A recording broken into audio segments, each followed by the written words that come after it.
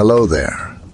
Good evening, and welcome to our nighttime sanctuary, where we will journey into the world of timeless tales and intriguing narratives. My name is Frank, and I'll be your guide as we embark on this journey together.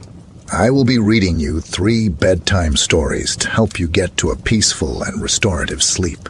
Before we start, make sure to put down your phone and to make sure you are in a safe place where you can drift to sleep. Make yourself comfortable. Take a deep breath, and let's begin our journey into the heart of the night. The Telltale Heart by Edgar Allan Poe. Simplified version. It's true. Yes, I have been ill. Very ill. But why do you say that I have lost control of my mind? Why do you say that I am mad? Can you not see that I have full control of my mind? Is it not clear that I am not mad? Indeed, the illness only made my mind, my feelings, my senses stronger, more powerful. My sense of hearing especially became more powerful. Could hear sounds I had never heard before. I heard sounds from heaven. I heard sounds from hell. Listen, and I will tell you how it happened. You will see. You will hear how healthy my mind is. It is impossible to say how the idea first entered my head. There was no reason for what I did. I did not hate the old man. I even loved him. He had never hurt me. I did not want his money. I think it was his eye. His eye was like the eye of a vulture, the eye of one of those terrible birds that watch and wait while an animal dies, and then fall upon the dead body and pull it to pieces to eat it. When the old man looked at me with his vulture eye, a cold feeling went up and down my back. Even my blood became cold. And so, I finally decided I had to kill the old man and close that eye forever. So you think that I am mad? A madman cannot plan. But you should have seen me. During all of that week, I was as friendly to the old man as I could be, and warm and loving. Every night about 12 o'clock, I slowly opened his door. And when the door was opened wide enough, I put my hand in, and then my head. In my hand, I held a light covered over with a cloth so that no light showed, and I stood there quietly. Then, carefully, I lifted the cloth, just a little, so that a single, thin, small light fell across that eye. For 7 nights, I did this. 7 long nights. Every night at midnight. Always the eye was closed, so it was impossible for me to do the work. For it was not the old man I felt I had to kill. It was the eye, his evil eye. And every morning I went to his room, and with a warm, friendly voice, I asked him how he had slept. He could not guess that every night. Just at 12, I looked in at him as he slept. The 8th night, I was more than usually careful as I opened the door. The hands of a clock moved more quickly than did my hand. Never before had I felt so strongly in my own power. I was now sure of success. The old man was lying there, not dreaming that I was at his door. Suddenly he moved in his bed. You may think I became afraid, but no. The darkness in his room was thick and black. I knew he could not see the opening of the door. I continued to push the door, slowly, softly. I put in my hand with the covered light. Suddenly the old man sat straight up in bed and cried, "Who's there?" I stood quite still. For a whole hour, I did not move, nor did I hear him again lie down in his bed. He just sat there, listening. Then I heard a sound, a low cry of fear, which escaped from the old man. Now I knew that he was sitting up in his bed, filled with fear. I knew that he knew that I was there. He did not see me there. He could not hear me there. He felt me there. Now he knew that death was standing there. Slowly, little by little, I lifted the cloth until a small light escaped from under it to fall upon that vulture eye. It was open, wide open, and my anger increased as it looked straight at me. I could not see the old man's face. Only that eye, that hard blue eye, and the blood in my body became like ice. Have I not told you that my hearing had become unusually strong? Now I could hear a quick, low, soft sound, like the sound of a clock heard through a wall. It was the beating of the old man's heart.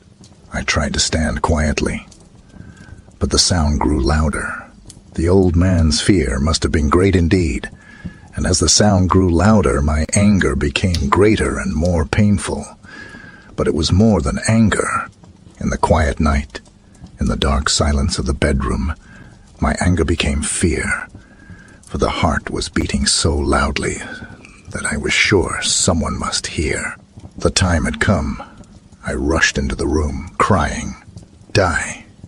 Die!" The old man gave a loud cry of fear as I fell upon him and held the bed covers tightly over his head. Still, his heart was beating, but I smiled as I felt that success was near. For many minutes, that heart continued to beat, but at last, the beating stopped. The old man was dead. I took away the bed covers and held my ear over his heart. There was no sound. Yes, he was dead. Dead as a stone. His eye would trouble me no more. So, I am mad, you say. You should have seen how careful I was to put the body where no one could find it. First, I cut off the head, then the arms and the legs. I was careful not to let a single drop of blood fall on the floor. I pulled up 3 of the boards that formed the floor and put the pieces of the body there. Then I put the boards down again, carefully, so carefully that no human eye could see that they had been moved. As I finished this work, I heard that someone was at the door. It was now 4 o'clock in the morning, but still dark. I had no fear, however, as I went down to open the door. 3 men were at the door, 3 officers of the police. One of the neighbors had heard the old man's cry and had called the police. These 3 had come to ask questions and to search the house. I asked the policeman to come in. The cry, I said, was my own, in a dream. The old man, I said, was away. He had gone to visit a friend in the country. I took them through the whole house, telling them to search it all, to search well. I led them finally into the old man's bedroom. As if playing a game with them, I asked them to sit down and talk for a while. My easy, quiet manner made the policeman believe my story. So they sat talking with me in a friendly way, but although I answered them in the same way, I soon wished that they would go. My head hurt, and there was a strange sound in my ears. I talked more and faster. The sound became clearer, and still they sat and talked. Suddenly I knew that the sound was not in my ears. It was not just inside my head. At that moment, I must have become quite white. I talked, still faster and louder, and the sound, too, became louder. It was a quick, low, soft sound, like the sound of a clock heard through a wall. A sound I knew well. Louder it became, and louder. Why did the men not go? Louder, louder. I stood up and walked quickly around the room. I pushed my chair across the floor to make more noise, to cover that terrible sound. I talked even louder. And still, the men sat and talked and smiled. Was it possible that they could not hear? No, they heard. I was certain of it. They knew. Now it was they who were playing a game with me. I was suffering more than I could bear from their smiles and from that sound. Louder, louder, louder. Suddenly I could bear it no longer. I pointed at the boards and cried, "Yes, yes, I killed him."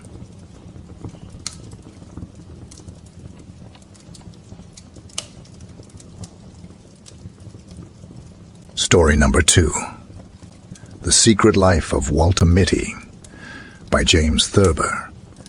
This is a story about an ordinary man who escapes his normal life through a series of vivid daydreams.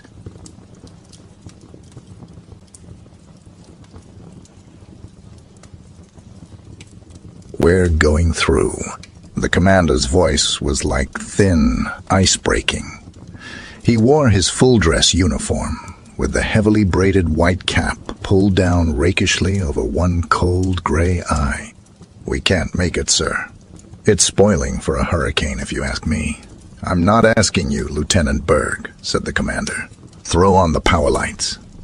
Rev her up to 8,500. "We're going through," said the commander. The pounding of the cylinders increased.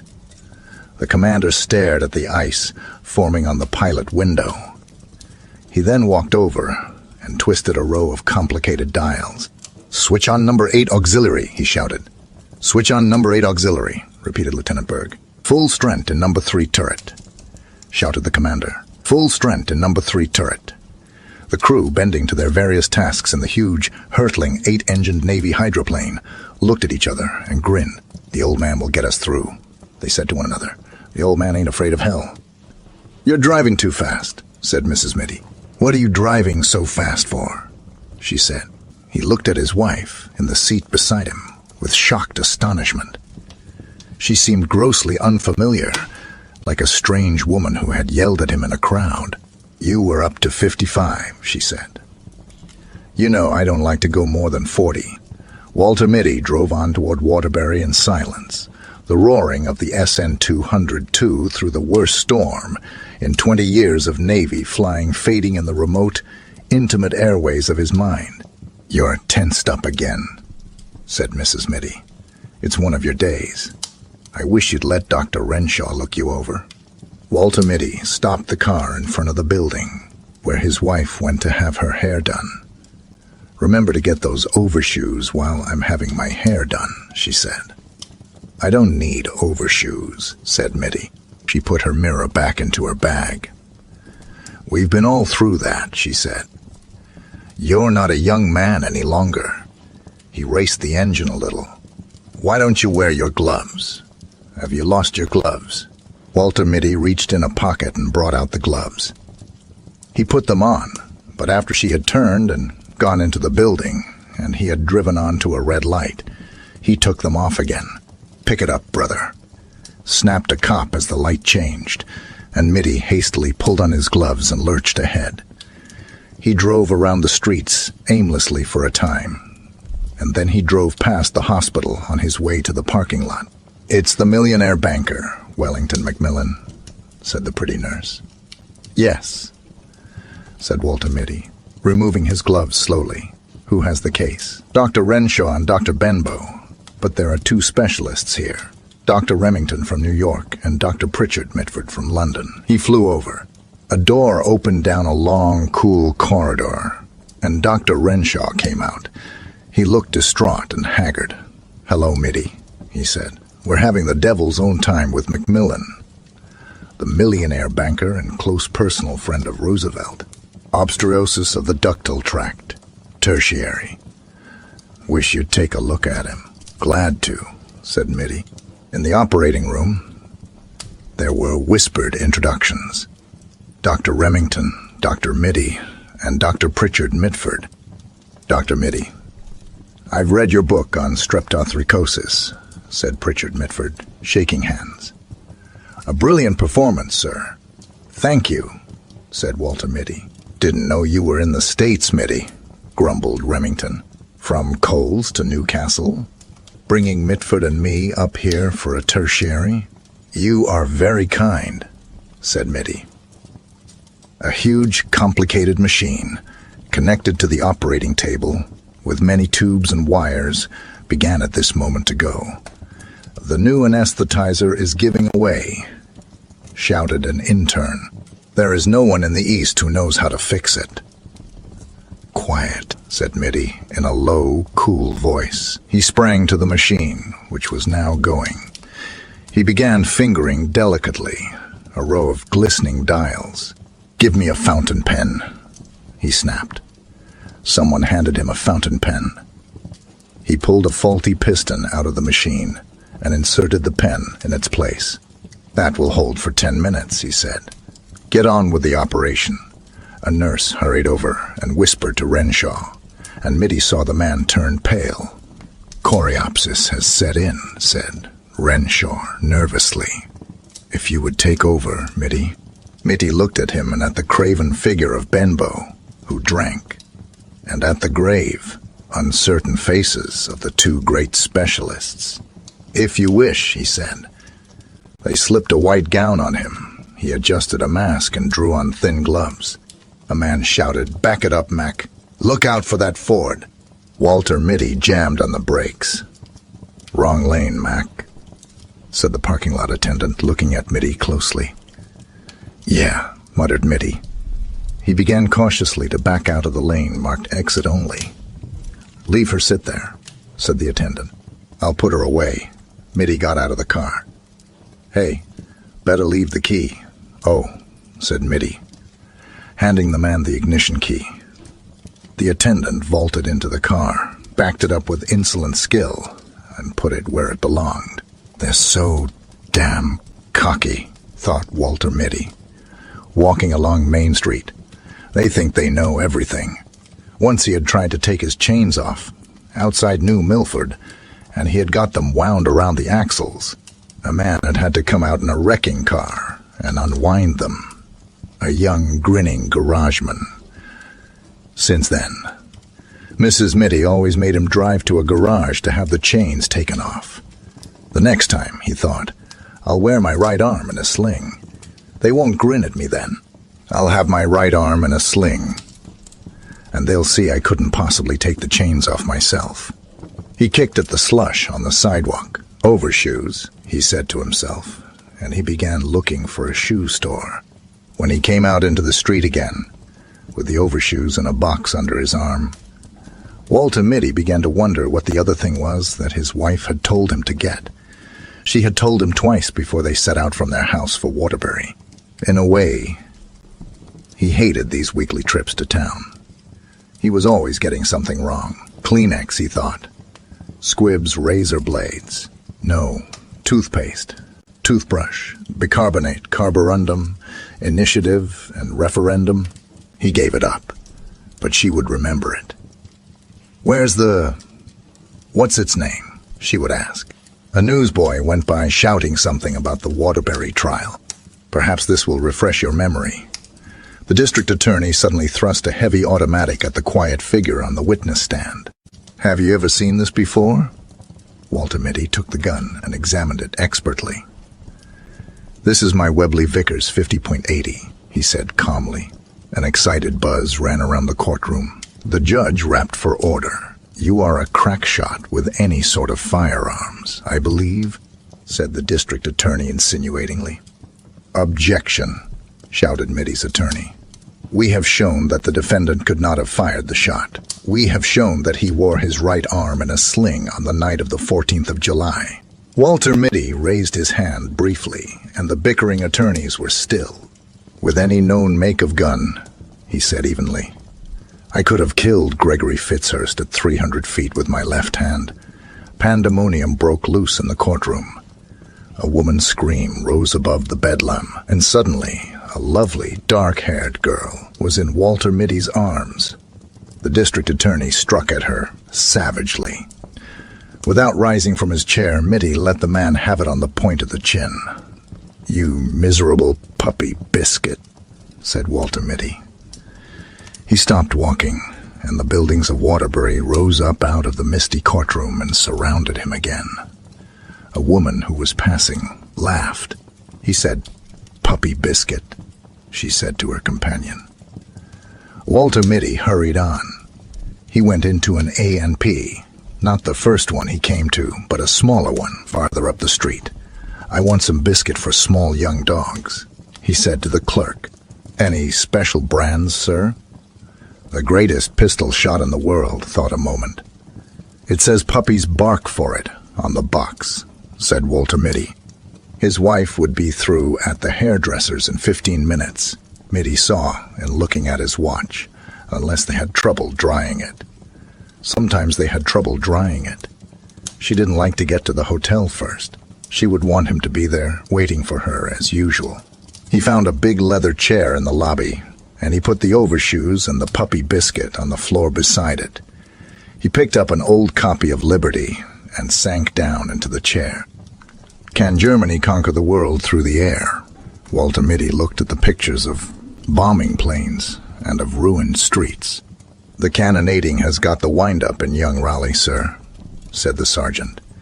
Captain Mitty looked up at him through tousled hair. Get him to bed, he said wearily, with the others. I'll fly alone. But you can't, sir, said the sergeant anxiously. It takes 2 men to handle that bomber, and the Archies are pounding hell out of the air. Von Richmond's circus is between here and Sollier. Somebody's got to get that ammunition dump, said Mitty. I'm going over. Spot of brandy? He poured a drink for the sergeant and one for himself. War thundered and whined around the dugout and battered at the door. There was a rending of wood and splinters flew through the room. A bit of a near thing, said Captain Mitty. The box barrage is closing in, said the sergeant. We only live once, Sergeant, said Mitty, with his faint, fleeting smile. Or do we? He poured another brandy and tossed it off. I never see a man could hold his brandy like you, sir, said the sergeant. Begging your pardon, sir. Captain Mitty stood up and strapped on his huge Webley Vickers automatic. It's 40 kilometers through hell, sir, said the sergeant. Mitty finished one last brandy. After all, he said softly, what isn't? The pounding of the cannon increased. There was the rat-tat-tat-tatting of machine guns, and from somewhere came the menacing pocketa-pocketa-pocketa of the new flamethrowers. Walter Mitty walked to the door of the dugout, humming Opreste mi blonde. He turned and waved to the sergeant. Cheerio, he said. I've been looking all over this hotel for you, said Mrs. Mitty. Why do you have to hide in this old chair? How did you expect me to find you? Things close in, said Walter Mitty, vaguely. What? Mrs. Mitty said. Did you get the... what's its name? The puppy biscuit? What's in that box? Overshoes, said Mitty. Couldn't you have put them on in the store? I was thinking, said Walter Mitty. Does it ever occur to you that I am sometimes thinking? She looked at him. I'm going to take your temperature when I get you home, she said. After that, they both went out through the revolving doors that made a faintly derisive whistling sound when you pushed them. It was 2 blocks to the parking lot. At the drugstore on the corner, she said, Wait here for me. I forgot something. I won't be a minute. She was more than a minute. Walter Mitty lighted a cigarette. It began to rain. Rain with sleet in it. He stood up against the wall of the drugstore, smoking. He put his shoulders back and his heels together. To hell with the handkerchief, said Mitty scornfully. He took one last drag on his cigarette and snapped it away. Then, with that faint, fleeting smile playing about his lips, he faced the firing squad. Erect and motionless, proud and disdainful, Walter Mitty the undefeated, inscrutable to the last.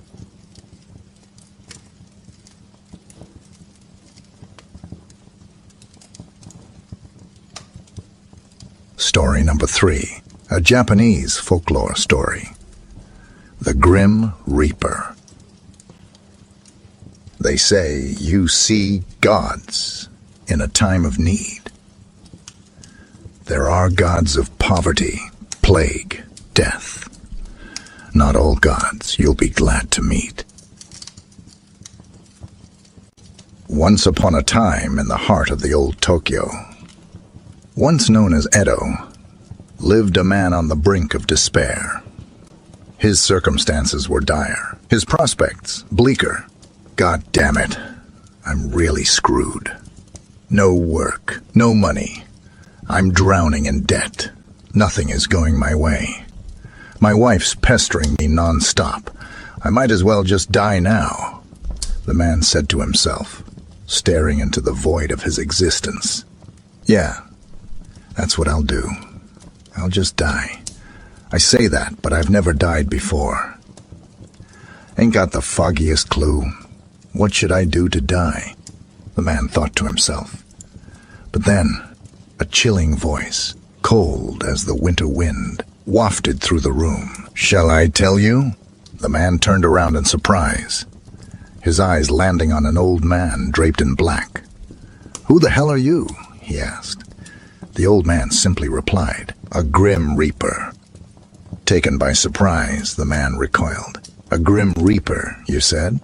Go away, you creepy thing, the man said. The Reaper sighed. So unwelcoming, the Reaper began. You said you want to die because you have no work nor money. But it's pointless. The thing about humans is that no matter how hard they try, they can't die until their lifespan runs out. You still have a long, long lifespan. So instead, why don't I help you get some work? How about you become a doctor? A doctor. But I don't even know how to take pulses or make medicine. The man replied, you don't need to know how. The thing about sick people is that there's an unseen reaper sitting either by their feet or by their head, the old man said with a chilling, cold voice. I've made you able to see reapers. When the reaper's by someone's feet, it means it's just an illness. If you get rid of the reaper, no matter how serious the illness, the person will recover. But if a reaper's by a person's head, it means their lifespan is up. Even if it seems a minor illness, never interfere with a lifespan reaping, under any circumstances. Only when the reaper's by the feet, chant a spell to get rid of the reaper. A spell. How does it go? I'll tell you only once. So listen, and listen well. Abrahe, big bad reaper, go away. Is that all? That's easy, I can do that, the man said. Abrahe, big bad reaper, go away. The man chanted. The old man instantly disappeared. Oh, the spell actually sent him away, the man said. With that, the man returned home. He then scrawled doctor onto a fish cake board and hung it outside his home. And before long, a guest arrived. Pardon, is this a doctor's residence? Are you the doctor? My lord's been gravely ill for some time. Please, do what you can to heal him. Wow, that was fast. All right, let's go, the doctor thought to himself. Upon arrival, he noticed a Grim Reaper sitting by the patient's feet. Wow, I really can see reapers. Could you wait in the other room for a bit? Yeah, just go over there. Much obliged, the doctor said. Abrahe, big bad reaper, go away, the doctor chanted. The reaper by the patient's feet vanished into thin air. As for the patient that had been groaning, he instantly got up and said, I haven't felt this good in a long time. I'm so hungry. My lord, the servant said as he rushed in the room. Doctor, is it best to give something like gruel or porridge to sick people? Nah, if he's hungry, then tempura and rice for two should be good, the doctor replied. Tempura and rice, you say? And enough for 2 people, you say? The servant asked in wonder. Yeah, well, what's for me? The doctor replied. After scoffing down his tempura, the patient recovered completely. With that, word of a genius doctor spread throughout old Tokyo, and the man quickly amassed more than enough money to pay off his debt. And of course, women began to notice that he had extra pocket change. Surrounding himself with flirty women, he lived it up all across Japan. But money runs out, and the women were in love with his money, not him. So when his money ran out, they didn't stick around. Down goes my luck again. Well, if I put up my sign and go back to work, I can get as much money as I want. Or so he thought, but Once he put up his sign again, he hardly got any work. The few times he did get work, there'd be a reaper by the patient's head. What's going on these days? Ain't there a sick person who ain't dying that badly? The doctor thought. But soon, someone came knocking in. Doctor, I'm a clerk of my lord's store, but my lord has fallen deathly ill. Please, doctor, do what you can to heal him. Please. All right, let's check him out. Is that your lord? The doctor replied. God damn it. Reapers by the damn head. Oh, well. I'm sorry. Your lord's out of time. Ain't nothing I can do for him. 1,000 pardons, the doctor said. Doctor, if my lord dies, then my store will be ruined. If you can help him live just one more year, I'll pay you 1,000 gold coins. 1,000 gold coins, you say? With that kind of money, I'd be the richest playboy in Japan. I don't want to say this after that offer, but I'm only human. These things happen. I want the money, but I can't do what ain't possible. Please understand, doctor. Please. Anything you can do. The clerk replied. I wish I could help him. Why's the reaper gotta be sitting by his damn head? Why not by his feet? Not over there, but over here. Not over there, but... Then all of a sudden, a brilliant idea struck the doctor's head. Mr. Clark, do you have 4 capable, strong men in this residence?